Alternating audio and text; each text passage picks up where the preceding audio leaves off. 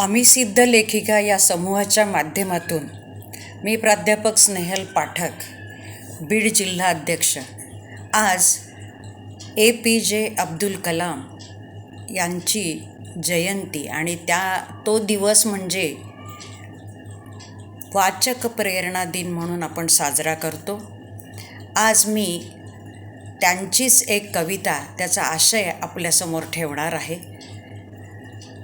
APJ Abdul Kalam हे आपल्या भारताचे राष्ट्रपती, शास्त्रज्ञ आणि प्रतिभासंपन्न आणि संवेदनशील मनाचे कवी आणि लेखक होते.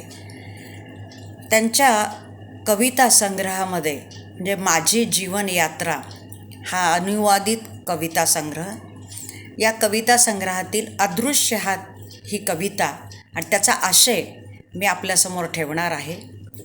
खरं तर अग्निपंख वाचल्यानंतर आपल्याला त्यांचं चरित्र लक्षात येतं.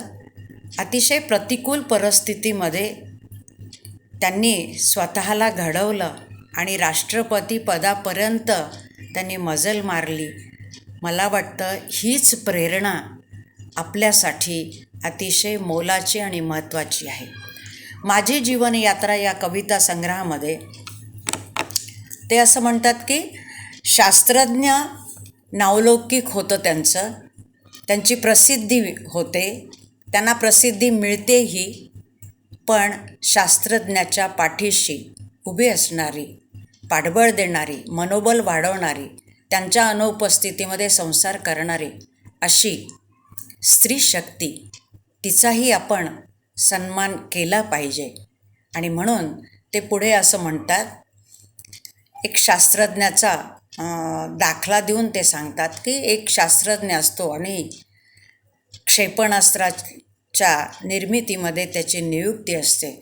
2-3 महिने तो घरापासून दूर असतो आणि 2-3 महिन्यानंतर तेव्हा घरी जेव्हा वापस येतो तेव्हा नेहमीप्रमाणे त्याची पत्नी त्याचं स्वागत करत नाही.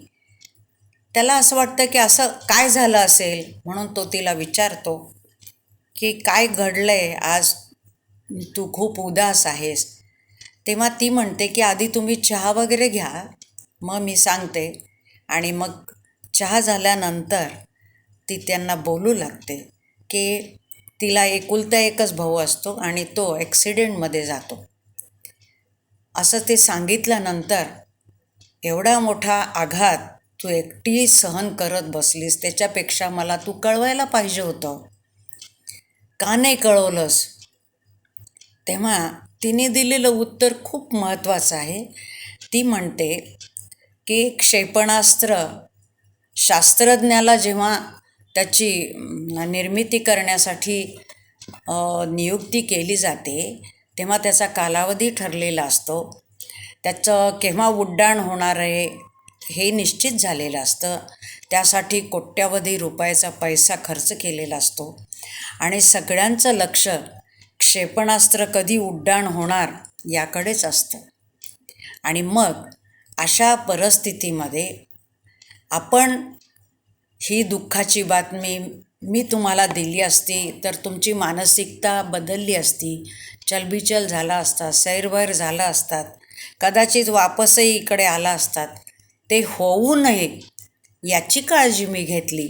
हे दुःख मी एकटी पचवू शकते, पण एवढं मोठं क्षेपणास्त्राची डेट बदलणं किंवा बदलली जाणं आणि भारतीयांच्या मनामध्ये त्याबद्दलची जी कुतूहलता आहे ती नष्ट होणं माझ्या दृष्टीने ते बरोबर नाही, म्हणून मी तुम्हाला सांगितलं नाही.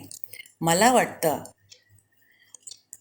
पती पत्नीतलं नातं खूप काही सांगून जातं आणि दुःख पचवण्याची ताकद ही स्त्रियांमध्ये किती असते याचं हे एक उत्तम उदाहरण आहे.